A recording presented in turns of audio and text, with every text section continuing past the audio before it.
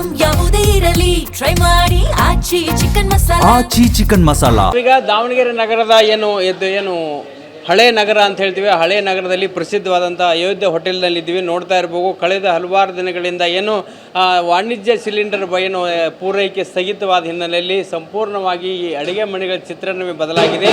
ಈ ಒಂದು ಹೋಟೆಲ್ನಲ್ಲಿ ಅಲ್ಪ ಸ್ವಲ್ಪ ಸಿಲಿಂಡರ್ ಒಂದು ವ್ಯವಸ್ಥೆಯನ್ನು ಮಾಡಿಕೊಂಡಿರ್ತಕ್ಕಂಥದ್ದು, ಸಂಪೂರ್ಣವಾಗಿ ಮೆನ್ಯೂ ಬದಲಾಗಿರ್ತಕ್ಕಂಥದ್ದು.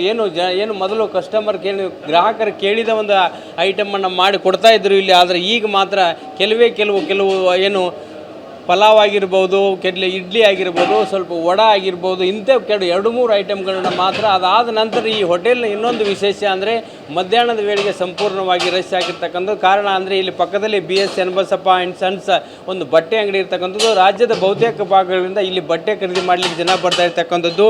ಈ ಭಾಗದಲ್ಲಿ ಒಂದು ಊಟಕ್ಕೆ ಇದು ಒಂದೇ ಅತಿ ಒಳ್ಳೆಯ ಒಂದು ಸ್ಥಳ ಆಗಿರ್ತಕ್ಕಂಥದ್ದು. ಆದರೆ ಈಗ ಸಿಲಿಂಡರ್ ತೊಂದರೆಯಿಂದಾಗಿ ಸಂಪೂರ್ಣವಾಗಿ ನೀವು ನೋಡ್ತಾ ಇರ್ಬೋದು, ಇಲ್ಲಿ ಖಾಲಿ ಹೊಡಿತಾ ಇರ್ತದೆ. ಅಂದರೆ 12 ದಿನಗಳಲ್ಲಿ ಮಾತ್ರ ಅಲ್ಲಿ ಇಲ್ಲಿ ಒಂದು ಸಿಲಿಂಡರ್ ವ್ಯವಸ್ಥೆಯನ್ನು ಮಾಡಿಕೊಂಡು ಹೋಟೆಲನ್ನು ನಡೆಸ್ತಾ ಇದ್ರು. ಅದು ಹೀಗೆ ಆದರೆ 12 ದಿನಗಳಲ್ಲಿ ಹೋಟೆಲ್ ನಡೆಸುವುದು ಕೂಡ ಕಷ್ಟ ಎಂಬತಕ್ಕಂಥ ಮಾತುಗಳು ಇಲ್ಲಿ ಕೇಳಿ ಬರ್ತಾ ಇರ್ತಕ್ಕಂಥದ್ದು. ಸಂಪೂರ್ಣವಾಗಿ ಹೋಟೆಲ್ ಖಾಲಿ ಕಾಣ್ತಾ ಇರ್ತಕ್ಕಂಥದ್ದು. ಇದು ಜನಜಂಗುಳಿಯಿಂದ ತುಂಬಿರ್ತಾ ಇತ್ತು ಹೋಟೆಲು. ಮತ್ತು ಮಧ್ಯಾಹ್ನದ ವೇಳೆಯಲ್ಲಿ ಇಲ್ಲಿ ಒಂದು ಹೆಜ್ಜೆ ಹಿಡಿದು ಕೂಡ ಆಗದಂಥ ಪರಿಸ್ಥಿತಿ ಇರ್ತಕ್ಕಂಥ ಹೋಟೆಲು. ಇಂಥ ಹೋಟೆಲ್ನಲ್ಲಿ ಯುದ್ಧದ ಕಾರಣದಿಂದಾಗಿ ಸಂಪೂರ್ಣವಾಗಿ ಒಂದು ರೀತಿಯಾದ ಬದಲಾವಣೆ ಕಾಣ್ತಾ ಇದೆ.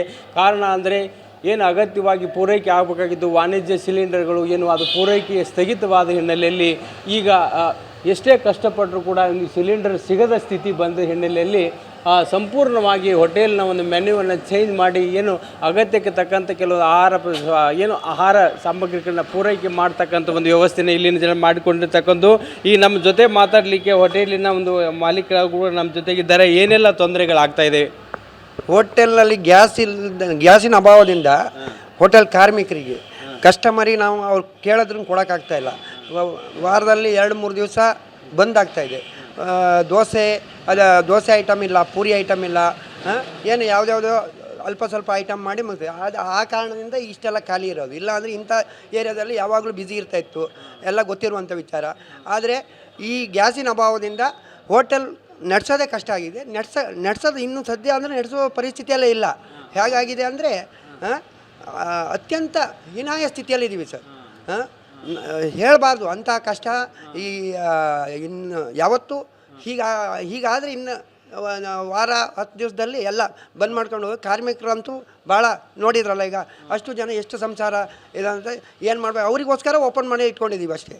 ಈಗ ಹೋಟೆಲ್ ಮಾಲೀಕರಿಗೆ ಏನು ಲಾಭ ಏನಿಲ್ಲ. ಕಾರ್ಮಿಕರಿಗೆ ಅವ್ರು ಎಲ್ಲಿ ಹೋಗಿ ಕೆಲಸ ಮಾಡಬೇಕು? ಮತ್ತು ಕೆಲವು ಹೋಟ್ಲು ರಜೆನೇ ಮಾಡಿದ್ದಾರೆ. ಈಗ ಇದೇ ದಾವಣಗೆರೆಯಲ್ಲಿ ನಾವೊಂದು 10 ಇದೇ ಏರಿಯಾದಲ್ಲಿ ಒಂದು 10 ಹೋಟ್ಲು ರಜೆ ಇದ್ದಾವೆ ಈಗ. ಹೀಗೆ ನಡೀತಾರೆ. ಏನು ಮಾಡೋದು? ಆದಷ್ಟು ಬೇಗ ಗ್ಯಾಸಿಗೊಂದು ವ್ಯವಸ್ಥೆ ಮಾಡೋದು, ಸ್ವಲ್ಪ ಸರ್ಕಾರದ ಮೇಲೆ ಒತ್ತಡ ಹಾಕ್ಬೇಕು ಸರ್.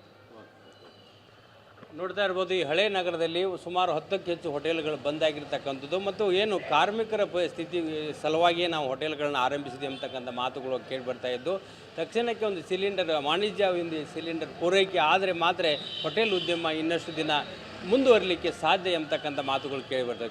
ರಾಮೊಂದಿಗೆ ಬಸವರಾಜ್ ದೊಡ್ಡಮನಿ, TV9 ದಾವಣಗೆರೆ.